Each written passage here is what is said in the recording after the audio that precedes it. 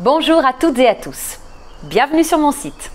Je fais cette vidéo pour vous accueillir, parce que c'est vrai qu'on est dans l'ère du digital, mais l'humain reste un bon moyen pour créer du lien. Alors je vais me présenter à travers mes parcours, mes accompagnements, mes valeurs et ma vision du coaching. Si vous êtes arrivé ici, c'est pas par hasard, et moi non plus.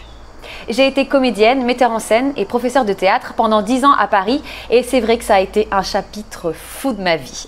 J'ai beaucoup appris sur moi, notamment grâce à la vie en troupe, mais aussi sur la place que j'avais envie de prendre dans ce monde. Aider les autres, accompagner les personnes vers l'accomplissement, vers l'épanouissement de soi, oser prendre confiance, s'affirmer avec amour, amour de soi, amour des autres, avec une communication authentique par exemple.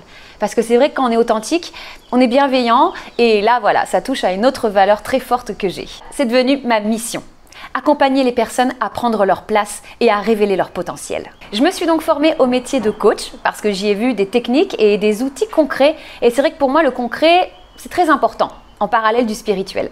Et puis surtout, je me suis rendu compte que c'était très efficace. Ayant moi-même été coachée, pour avancer, pour opérer des changements majeurs dans sa vie, mais surtout pour vivre en accord avec ses motivations profondes. Aujourd'hui, j'allie techniques de coaching et outils du théâtre dans un coaching à 2 niveaux. Coaching de l'être et coaching de performance. Parce que c'est vrai qu'autour de la parole, il est important de faire aussi un travail en profondeur. Prendre la parole, c'est pas anodin. Prendre la parole, c'est prendre sa place. Et j'accompagne donc les personnes autour de la parole. Il faut savoir qu'il y a 75% des gens qui ont peur de prendre la parole en public. Et ça se comprend. Et surtout dans notre société où on ne se sent pas forcément encouragé, on nous a plutôt appris à être discret, à pas trop se faire remarquer, à être bien gentil, bien sage. On ne nous a pas appris à exprimer qui on est, à sortir nos émotions, à assumer notre singularité.